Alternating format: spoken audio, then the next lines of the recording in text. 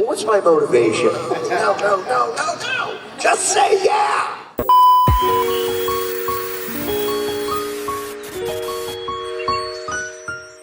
All right, welcome to Anime Dallas Day number 2. Getting a bright early start this morning. Welcome to the My Hero panel. Hello. We're actually going to be talking about One Piece, so buckle in. Everyone has a One Piece. All the One Pieces is all. All right, well, what we'll do is we'll start on that in there. We'll introduce ourselves and say what character we play, and we'll start talking, and then we'll open it up for some questions and things like that, and just have a grand old time. Woo! Yeah. Hi, my name is Jill Harris, and I play Mandalay of the Wild Wild Pussycats. Yeah. Hello, my name is Reid. I play 2 of your favorite 1B class members. I play Juzo Honanuki and Nirika Hishoda, Mudman, and Mines, respectively. Wow, actually look out for 2 characters. Colleen was running out of people. Awesome. Hey, I'm Caitlin Glass, and I'm Mina Ashido. Charlie Campbell, Gran Torino. And my name is Swasey. I play All Might. No. If I was All Might, I would jump off a cliff and kill myself. No, I play All for One. And I think I speak for all of us when I say that what an amazing 7 years it's been. Yeah, it's crazy. To do this show. You know, as actors, and some of us, I guess, all of us have directed as well. Yeah. I think so. Cool. But as actors and directors in this industry,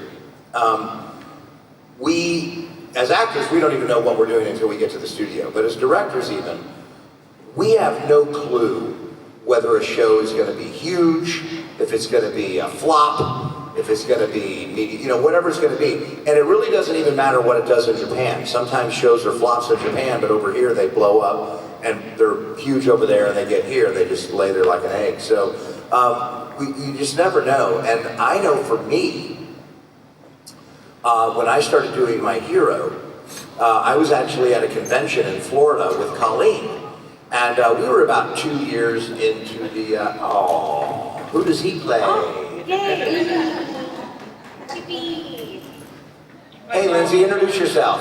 Hi everybody, I'm Lindsay Seidel, and this is a My Hero panel, right? Yes. And in My Hero, I am the voice of Nejire. Yay! So sorry I'm late. You're fine. I definitely lost track of time, and I was like, oh no, I have a panel right now. But I'm here now. All good. And who's your little friend? Oh, yes. This is Ajax, and he is very hungry at all times. But he's a very sweet dog. He will be turning 12 years old in March. Oh, he doesn't look a day over 8. But he's a puppy. He's a baby. And yeah, he's very friendly, very sweet. So he loves attention, and he loves everybody. So feel free to come give him pets. And just Not just yet. Not yet. Yes, after the panel. But anyway, I was saying, I was at this convention with Colleen, and she came up to me and she said, John, this is about 2 years into the show, she said, John, how come you don't have any prints for All for One? And I said, who? And she went, All for One, from My Hero Academia. It's like, because I don't know why. And she says, well, you really need to look into that. That show is absolutely blowing up. And so, for me, All for One, early on, didn't have a whole lot to say. So, I mean, I would go into the studio, and I might be working with Caitlin on one show, and then working with Kyle Phillips on another show, and then working with, whoever, Mike McFarlane on another show, and then it's like, oh, Colleen needs you for 30 minutes. And I would go into that studio, and I'd walk in, and she'd go, okay, this is My Hero, you're playing All for One, and he's this kind of big, evil guy, and he doesn't have a whole lot to say at first, so, we're just going to ease into it. But anyway, you ready to record? And I was like, yeah, here we go. And recording. Excellent. Okay, thanks for coming in, John. That was great stuff. Really good work. Thanks for coming in. We'll see you next time. So I really had no idea what was going on with the show. And again, as we all have done, we'll ping pong from studio to studio. So sometimes you're a main character in one show, but then you jump over to another studio and you're just being Soldier B or Pedestrian A, and you don't really always cognizantly think about what you're doing. It's just, I'm doing another character. Oh, thanks for coming in, you bet, all that kind of stuff. So it took me a little bit, once I started to kind of dig into it, I was like, oh, I get it now. Cool.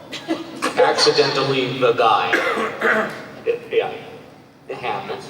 Are we just supposed to take questions, or? Yeah, we can do that. Does anybody have a question for us? Any of us up here? That is a yeah. We have a question My right here. hero questions or otherwise, I guess. Well, I guess it's not so much my hero question, but based off of what you were just saying, John, I guess for everybody, is there a show that you've worked on, either voice or direct, that you were most surprised by how much it took off? There's a show called In Another World with My Smartphone. Yeah, people really like it. Guy dies, God's like, my bad, what can I do for you? And he's like, I just want my smartphone in the next world. And all the girls fall for him and his smartphone, so that's my answer.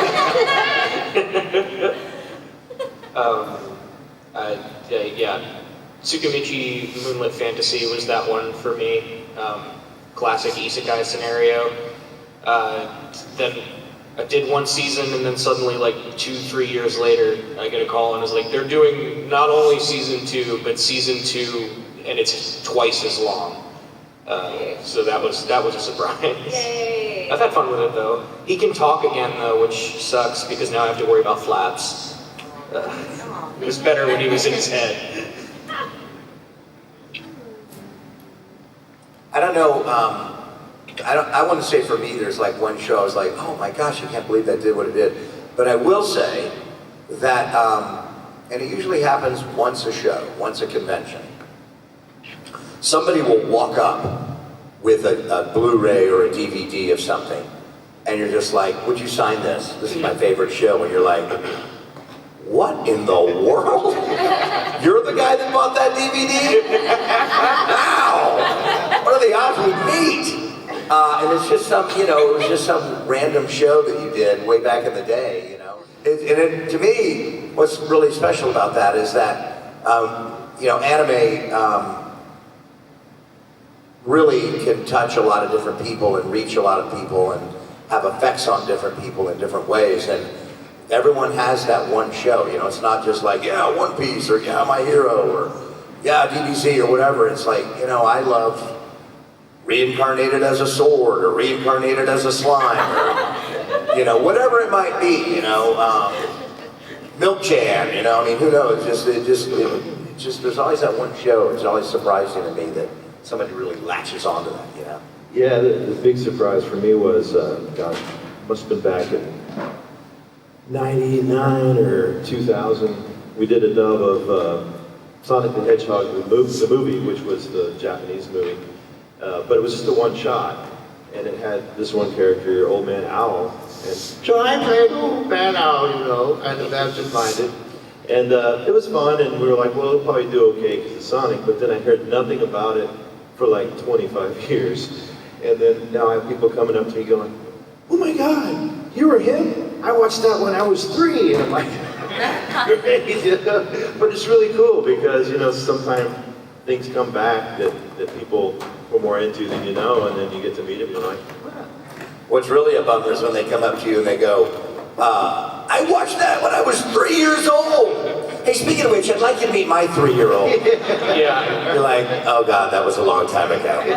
I've really gotten old. Yeah, that's fun. Yeah, that's something that happens with those shows that I never thought about until it started happening to me with Black Clover. Is things can be huge with people for a really long time, but you never know it because those people are in middle school and they can't drive yet. Yeah, so they don't have a means to tell you. Yeah.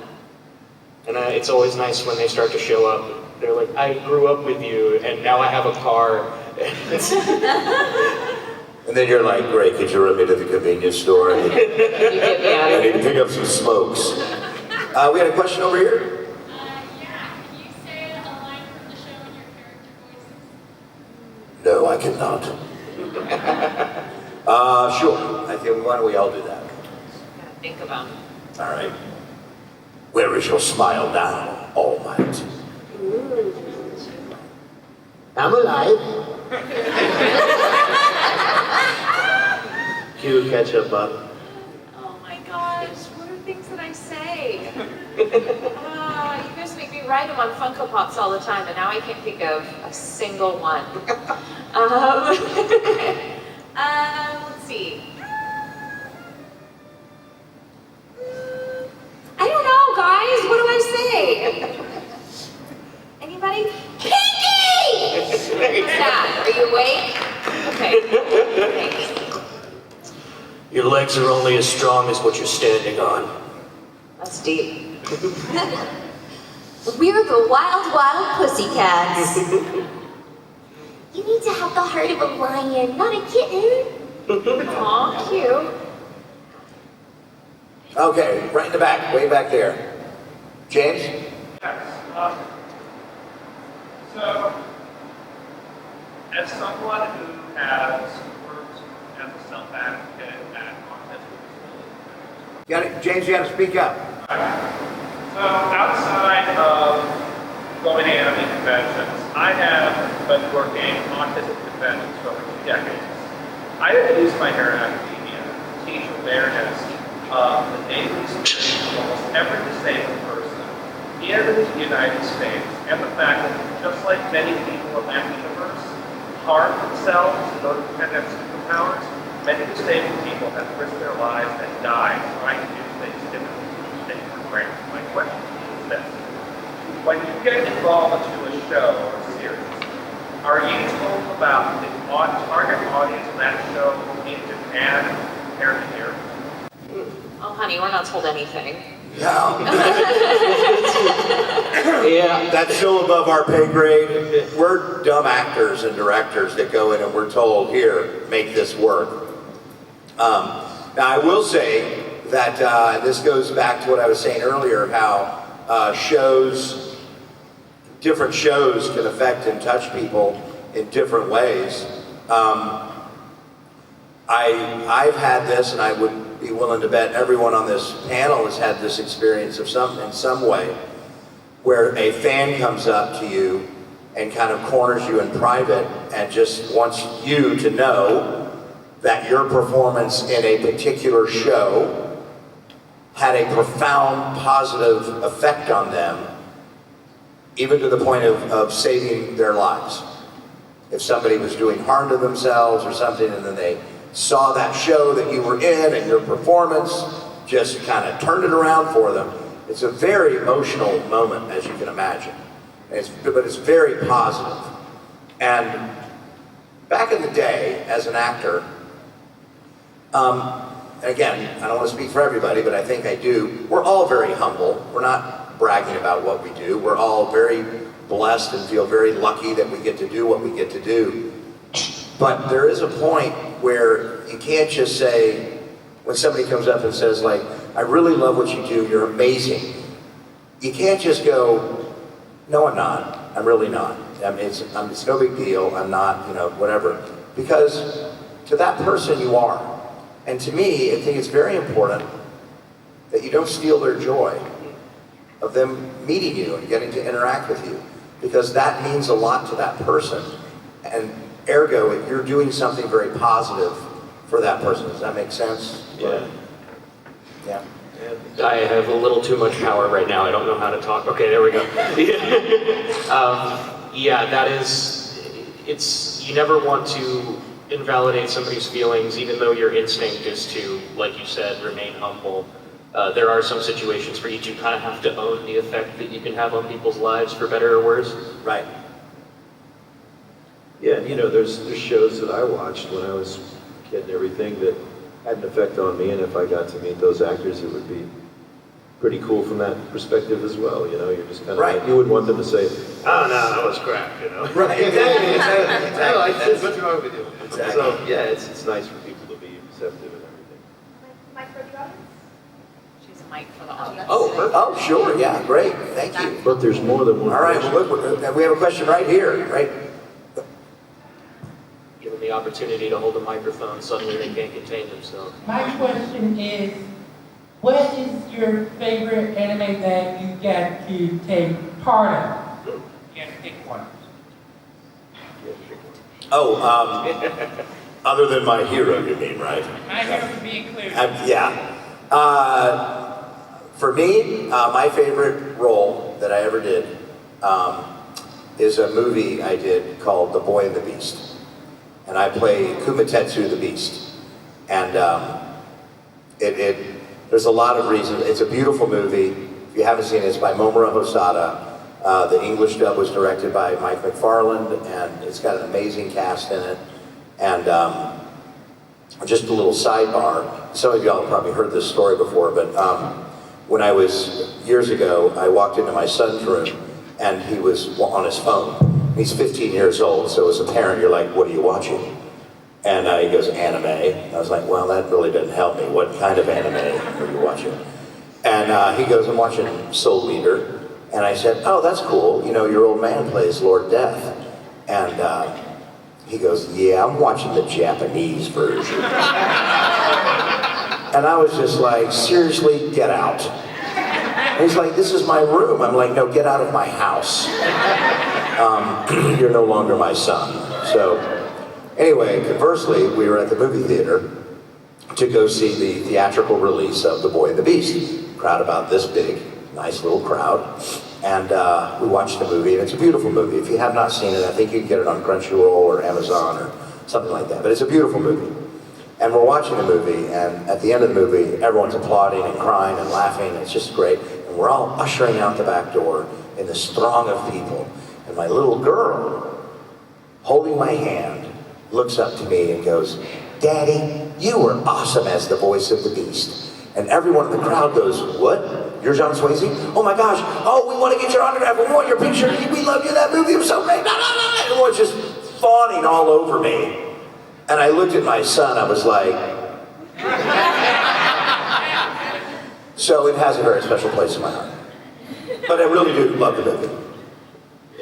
Yeah, I really like Gran Torino, but beyond that, I love like old Hanna-Barbera cartoons and stuff like that. So playing the owl in Sonic the Hedgehog was the most cartoony character I've got to play. So, you know, going around talking like this, like I'm out of my mind, was a lot of fun. My favorite character I've ever played is Haruhi Fujioka in Oran High School Host Club. Yeah, thank you. She was a lot of fun back when we made the show in English, did the dub, but then I don't think I would have said she was my favorite. But now, in retrospect, I know that she is, because after all of this time, no other character has come along that is like her. She is one of a kind, and that's a remarkable thing to say in anime, when they utilize tropes so often. You see the same types of characters repeated that just look different, but I have not encountered anyone else quite like her, and she's my favorite. To go off of the tropes thing, I am 9 times out of 10 the person you get when you need somebody to do something that is legally distinct from Goofy's Yahoo ho ho hoi scream. So sometimes every now and then you get a role that it's like somebody sees that there's an actor in there somewhere and they let you try something. And for me, I've had a couple.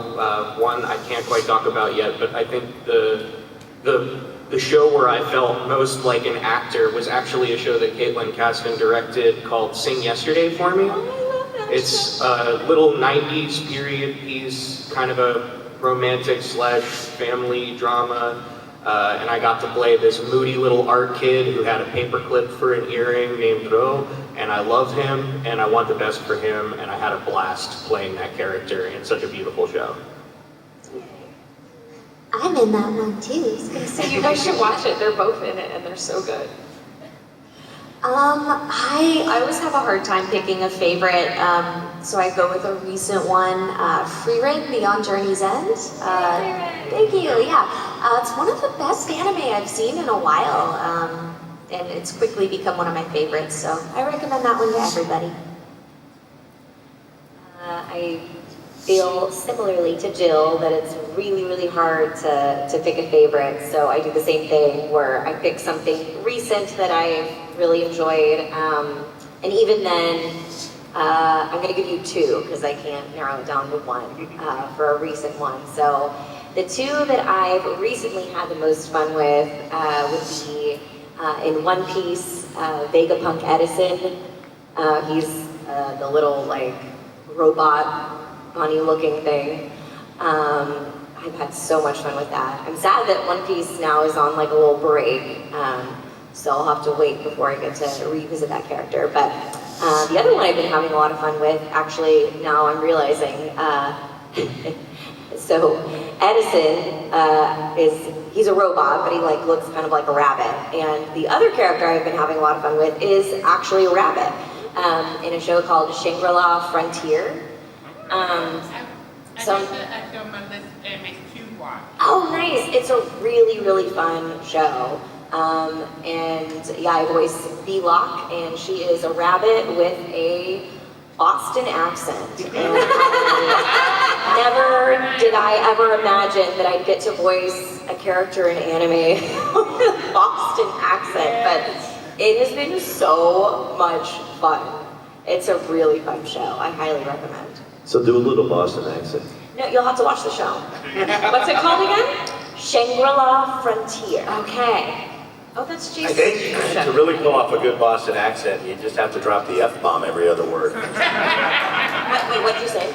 I said to do a really authentic Boston accent, you have to drop the F-bomb every other word. I think that'll get it It's done. honestly been really hard not to, because I'm so into But it, and we're like not allowed to. I'm just going to say right now, I'm about to drop it, so if you don't want to hear it, don't listen.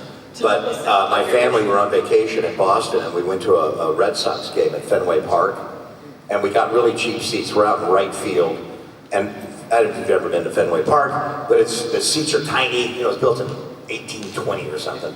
And seats are tiny, and there's giant girders and beams and stuff. So like literally, we're so far out in right field, we have to lean forward to watch the pitch and then lean back to see the swing because there's a big beam right in front of us. Anyway, it's cheap seats, and so all of the like a lot of young people go out to the game and hang out because the tickets are only like $10. And they're all sitting there, and there's like 20 young people in front of us and everything. And I've got me and my family, my young kids and everything. And there's these two guys in front of us, and they're just sitting there, here comes the F-bomb. They're like going, hey, let's go to the f***ing bar. Fucking game f***ing suck, man. Suck. Let's go to the bar, get a drink. And I was like, hey, fellas, excuse me. And they're like, yeah, what the f*** you want? I said, listen, man, it's no big deal. I'm not a prude, but my kids are right here. And that's when the guy goes, oh, hey, I didn't fucking see you, kid. I'm sorry, dude. Come on, let's get the out of here. That's hilarious. Appreciate you, brother. Thank you. And that really, truly, that is the essence of my character. It's great. Minus the F-bombs because they don't let me, but Oh, yeah.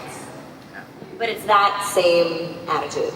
Love it. We have a question right here. I know that for a lot of voice actors. Hold on, we're getting you a mic. I know that for a lot of voice actors, they don't really know exactly what the show is about. Just get your voice when you go. But I want to know, like, of what you guys know about the show, what's your perspective on it? What do you think of it? What do you think the whole show's about? My hero, you mean? Yeah, that one. It's like about some kid named Deku, right? There's like a school. Some jerk named All Might. No, I'm just kidding. We do know what the show's about. Well, I know for me, I didn't know what the show was about at all because I literally would walk in and go, excellent. And I would leave, and I was like, it's about a guy that goes excellent. I don't know. It's kind of a weird one line for the lead. I don't know, you know. But it's, and also when we record, you know, we go in and we record our part, and it's not done in a linear fashion. It's done, you record here, and you record here, and then you record here, and then the engineers put it all together, and the director, puts it together like a puzzle. So really, for really, the only way that we would really know what's going on is if we read the manga. And I don't. And not for any reason other than I'm a director and I direct full time and I watch anime all day long and I don't go home and unwind by watching more anime. I don't, I'm like, I'll watch The Boys or I'll watch something light.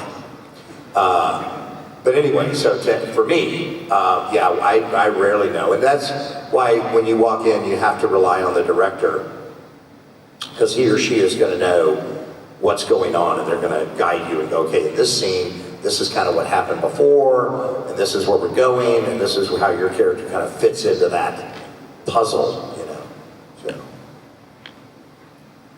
Yeah, I mean, my hero when I started on it as Gran Torino, I was like, well, I didn't know anything about it either, but I figured, well, it's this school for superheroes and they fight bad guys in the city. But the big thing that I walked away with initially was, it's a really good show for people who aren't into anime to kind of get into because everyone can identify with superheroes. So, you've got the comic book crowd and you've got anime crowd. This is kind of a crossover. It's grounded enough that people can understand what's going on even if they kind of drop in randomly. And a good story to boot and good characters and great character designs, which is quite nice. Yeah, we kind of know what's happening just to your character. And depending on how busy the character is that episode, you'll get to learn more or less. And sometimes you're in just a major arc and you know everything that's going on for many episodes at a time, like, all right? And it's a page of like 20 people who have to say yeah. And they're like, okay, and the next cue, and it's like 4 minutes later in the episode, and you're going, all right, with everybody. And then at the end, you all have to go together about something, and then you go home. You're like, well, don't know what that was about. Which is really funny too when you're working with a brand new actor and you're doing something like yeah or all right. We're just so used to, we've all been doing this so long, we know what that is. We know what we're doing here. And when you get a young actor, or not young, just somebody that's new, and the line's like, yeah! And they're like, so why am I saying that? Because it's in the script. Just say it, It's like, well, what's my motivation? No. Just say yeah! It's not that deep. As far as what I like about my hero, like the whole show, this concept that there could be teenage kids who have these quirks and they go, I'm going to use this for good and go and become a hero, and they go to school to learn how to use it. But I imagine being at that age, do they really know what it means to have to be a hero and protect people? So it's fascinating to play one of those kids as it's kind of like, I'm in school and look at, I make acid and we're in a sports tournament, yahoo! And then they're really faced with something major. And they have big losses in their life and they start to understand, oh, this isn't just my 15 minutes of fame. This isn't just Instagram influencer, look at me. It's real life and death for them and their friends. And to have gone on this journey with them for some 7 or 8 years is a trip. But I am happy that there's a show like this that young people can have grown up with. And I hope that they mature along with the kids in the story. That's what it's like if you are in Class 1A. My characters are in Class 1B, so I assume it's a lot of sitting at home, watching the news, and going, damn, that's crazy. Because they don't get to go out and fight. Glad that's not me. Opens more Cheetos. Oh man, they hit that kid hard. Anyway, back to my mad home order. Good luck with all that. I was gonna say, one interesting thing about my hero that not every shonen series does is like, if somebody gets hurt, they have like scars the next episode, or there are instances of characters, getting serious injuries and even losing limbs, and they might get a robotic armor or something like that, but I always think that's really cool. Because, Asta got his arms broke, but then a magical jellyfish healed him. Don't even worry about him, he's fine. Give it 2 chapters, kids. I know you're sad right now, but hold on. He'll be all right. I thought I was dead for months. He was in the hospital.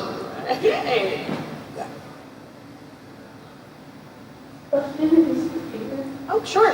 So do you know how to break it? Not at all. I wish that I had that power that Mina has, the breakdancing power. She's so rad.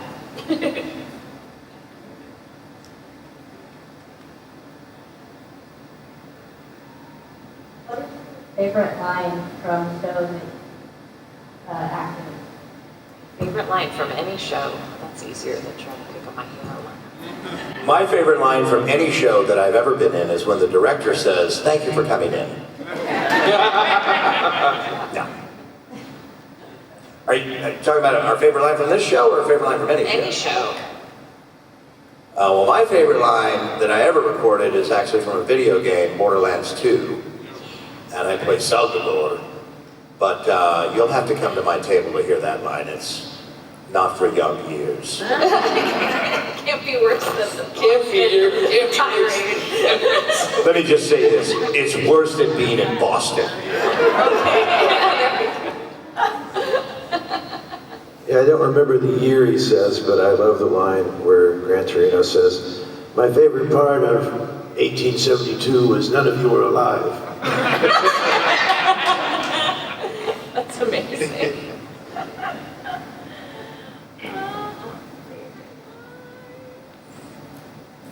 It's hard.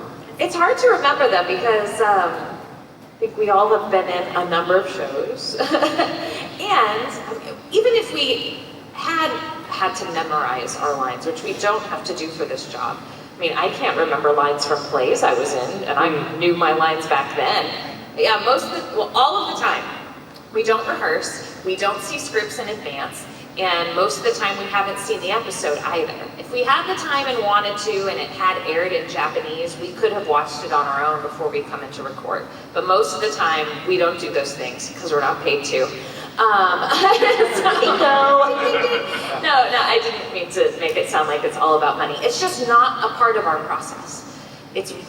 What's so awesome and special about what we do is that you can just show up on the day and you're fed the information that you need and you immediately turn it around into a performance. That's really cool and doesn't really exist in many other forms of entertainment.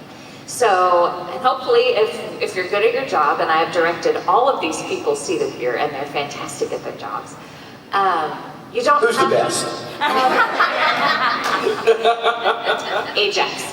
He is extremely talented. If there's a dog on the panel, they're always the best. He doesn't take direction very well. Hey, I have a question for you guys, and kind of going. I'm sorry to interrupt you. Let me finish my thought. Please do. Just hold your question. I was just going to say, if you're good at your job, you only have to say the line once, maybe twice if we need to make some adjustments to the timing, usually. And then you move on, and you forget all about the best lines that you've ever said. But for you guys, it's in your favorite episode of your favorite show, and you'll rewatch it and rewatch it and rewatch it. Say the lines with your friends, which is so cool. Like, I used to do stuff like that, and still remember lines from, like, Animaniacs the first time around in the 90s, right? So that's why when you ask us our favorite line, we are like a deer in headlights. Like, I don't know. What's your favorite line? Let me tell it. I'll say it for you. Yeah. I definitely feel like I can't say like, oh, this is my favorite line of all time, but just because, it is fun to hear us say lines that we've enjoyed saying. I can say a couple for you that people frequently request that I, include when I'm signing something. So, like for Pochita in Chainsaw Man, because he's just a very cute little baby boy. His most famous line of, "I'll give you my heart. In exchange, show me your dreams." Aww. He's a good kid. He's a really good boy. And then the one I usually do for like Nagisa in Assassination Classroom would be anything can be a sword if you polish it enough. There you go. Remember that, kids. I do know that when we're recording, sometimes we'll have an experience in the booth. And this happened in My Hero. I think it was season, it was either 5 or 6, I can't remember now. But where it's where All for One and Shigaraki are starting to meld together. And Eric and I would record. I mean, again, we record separately, but whoever recorded first got it easy because the other actor had to come in and listen to the line and then repeat it exactly the way it was done. And this is where the unsung hero, the engineers, just made it sound tremendous. But every now and then you'll say a line, and for me, when I was doing some of these lines, it would just kind of give me a chill after I said it. And there's not one in particular that I can recall, but I'm just saying at that moment I do remember fairly vividly that I was just like, after I said it, I was like, oh, that's gonna go on a Funko Pop. That is good. That's the line, right? You know, that was the line. And one of them actually for All for One is when he looks at, he's talking to Shigaraki and he goes, "You are the new me." Yeah, that was pretty cool. So. What else we got out there? Anybody, we got a question up there? Well, there are plenty, actually. You're good. Yeah, we can hear you. We can hear you. Now we can't. Now we can't hear you. I think if it had been on, at least maybe now off. So, if you have watched any of the anime voice acted, what was your favorite episode voice acting? Like in the anime you've done? Favorite is a really hard word. So if we can all just maybe pick something that's memorable. How's that? A few years ago, I was in a pretty cool show called Requiem for the Rose King, or Requiem of the Rose King. Requiem is in there and Rose King. And it is based on the War of the Roses and like Richard III. And it's really cool and weird. And I play Margaret of Anjou, who is a queen. And she's like evil. She's so cool and dark. It was a fantastic thing, and I got to like really mess with J. Michael Tatum, who was York. So if you know anything about like British history, it's just fascinating to see it played out in an anime way. And yeah, she's just like eating the scenery in every scene that she's in. She's so cool. And then horrible things happen to her family, so I got to play high highs and low lows. That isn't one episode, that's like 2 or 3 episodes that she's in, but check out that show. Really great performances. There is an episode of Black Clover where all of the characters go on double dates. My character does not get invited, but the boy she likes is invited, so she applies to be a waitress at the restaurant, gets the job, and so she's just in the background of the whole episode, just like freaking out and yelling, but also characters are coming up to her and they're like, hey, can I get another drink at my table? And she's like, no, stop talking to me. A lot of fun. That's really fun. That's a funny concept. I think for me, I didn't really have much to do with it. It was my scene partner who was doing all the incredible work that I love to watch back. It's in a show called A Genius Prince's Guide to Raising a Nation Out of Debt. And I play a prince whose father is sick, who is now in control of the nation, who just wants to essentially raise its value and sell it to someone else. And in one scene, one of those potential buyers is extremely drunk at his castle, and he's played by Sean Gann. And he's just doing incredible drunken work the entire time. But he falls out, spoilers, he falls off of a balcony, and I will never forget just this,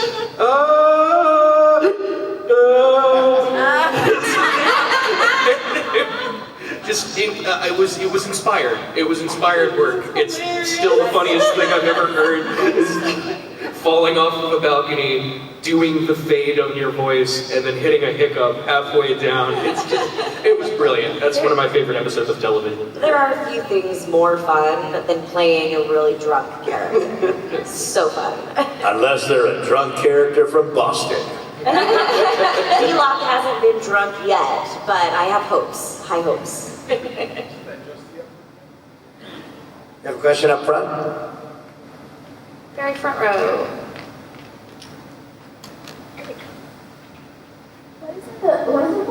What is an anime character that you can really connect to, like from any show that like you've ever watched? What's it you have like a really good you can connect with, really? What's a character we can all that we connect with? Mine would be Leader X from Gotcha Man, because, you know, I envision myself as a giant bird sort of head on a big screen, giving commands to evil hordes. And I like whispering. That's how I imagine you too, Charlie. Yeah, isn't it? This fits, right? I play a lot of dads and a lot of bad guys, and a lot of times they're the same guy. So I try not to connect with them. I think I'm a pretty good dad, but yeah, when you play a lot of villains, it's kind of hard to connect. I will say this, but I really do love this, and we just worked on it. Caitlin directed me. Is Undertaker from Black Butler. That's one of my favorite roles, and he's just so mischievous. It's just so much fun to play. That's another great show, kind of like the one you were just talking about. It's as actors, this little sidebar, but as actors, when we get to do stuff like that, it really, you know, if we go in and we're just going, yeah, or playing a kid or playing a bad guy, going, yeah, you know, that stuff, I'm not saying we phone it in, not saying that at all, but it's stuff that we all do, and that we've all been doing this for so long, that we get cast, they're like, oh, that character can be played by Charlie, that character can be Dallas, that can be Lindsay, you know, because we just know, the directors know the ranges of what these actors all can do. And it's just always really, really fun as an actor when you get cast in something and you really have to really push yourself and be driven to, you know, to get a really good performance. And stuff like that, it's, you know, anime spans such a wide variety of shows. It's everything from Hello Kitty to Hello Kitty. And yeah, and so it's really, really cool. But for me, it would be Undertaker. I'd say that's one of my favorites. That type of character. Yeah. It actually kind of, you know, connect with can mean a couple of different things. But for me, it was actually quite. It was like quite an embarrassing wake-up call when while on Hyoka, I was like, why do I hate this kid that I'm playing so much? And toward the end of the series, I realized, oh, he's me. He's me from like 10 years ago. Like, class clown, over the top, something to prove, but a coward, like, doesn't know how to handle his feelings about like his romantic interest in the show. Hey, buddy. You making the rounds? Is he still hungry? Stealing the show? But yeah, He's just looking for food molecules. But yeah, that show, that character, what I thought was like a broad hatred was actually just sort of looking in the mirror and not liking what I saw.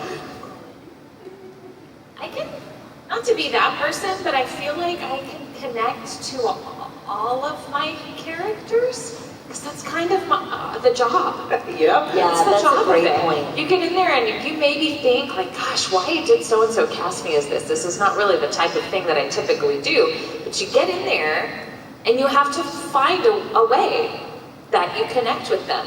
And sometimes it isn't like, how can I change the character to be more like me? No, how do I change me to be more like them? That's what acting is. And you just have to tell yourself that regardless of the fact that you think you aren't that, nope, I am. Because someone believed that I could be and was gonna be. Isn't that right, buddy? That's very right. It's part of the fun.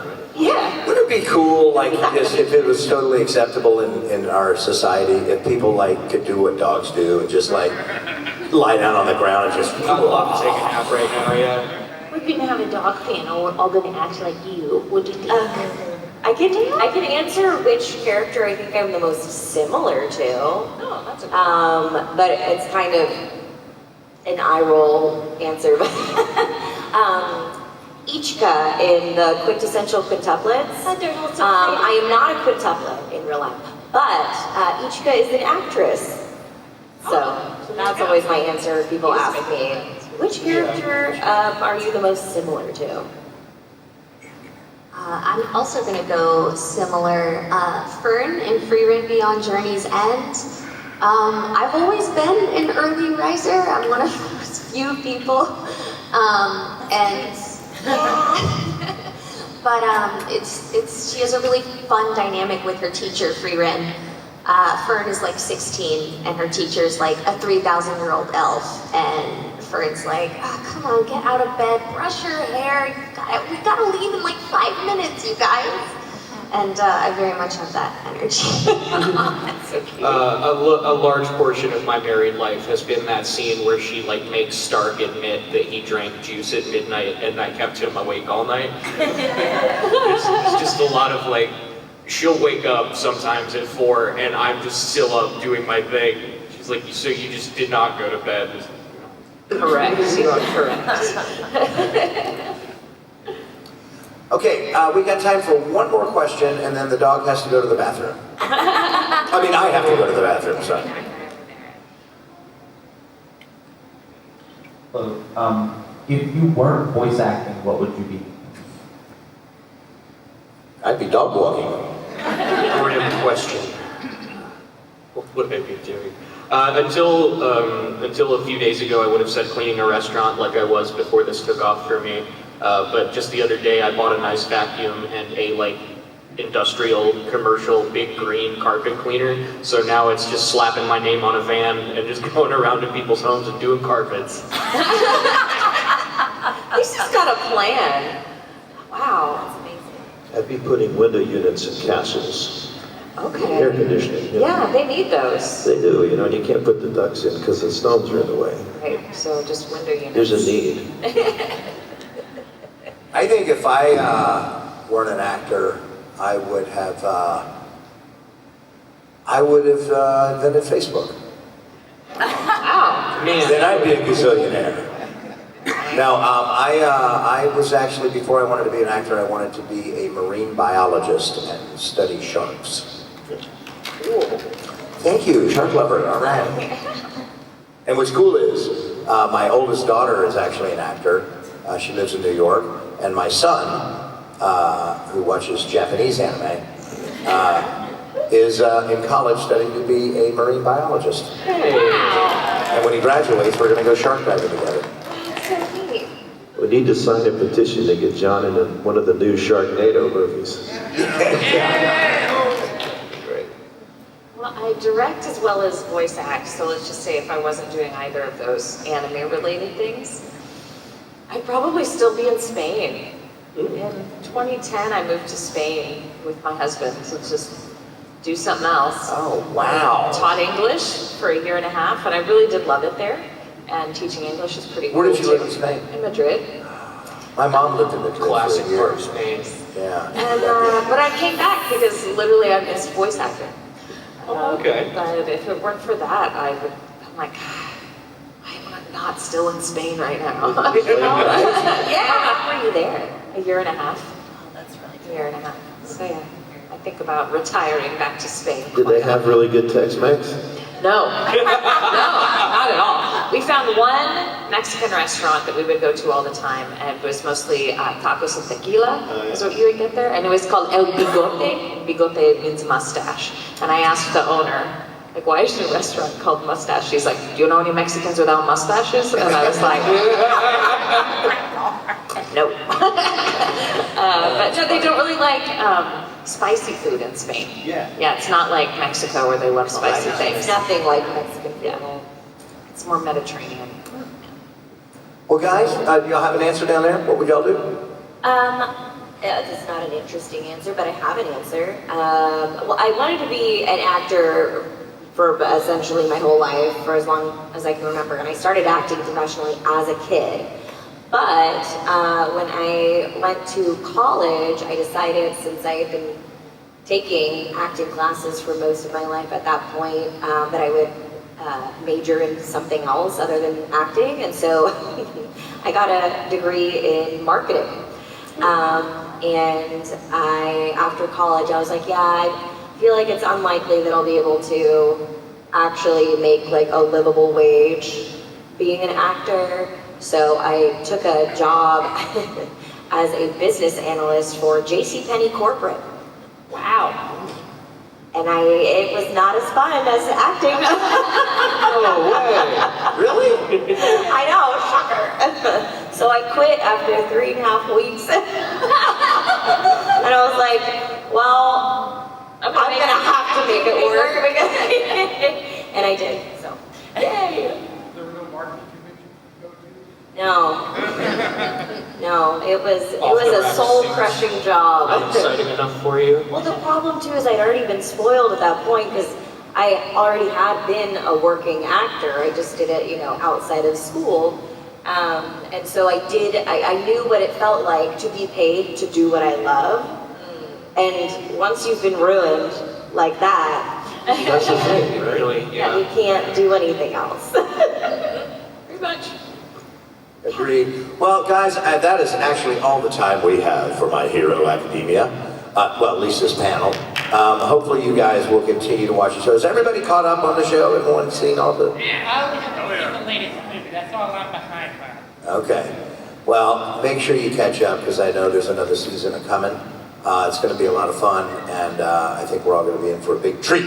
But in the meantime, how about a huge hand for Lindsay Seidel, Jill Harris, Dallas Reid, Caitlin Glass, Charlie Campbell, and myself, John Swasey. Thank you for coming. Come by our tables, come by and visit, and have a great time at Anime Dallas. Thank you all so much. Thanks, guys. Come give Ajax pets. And a big hand for Ajax. Thank you for watching Anime Diet. Be sure to smash that like and subscribe button for more tasty treats.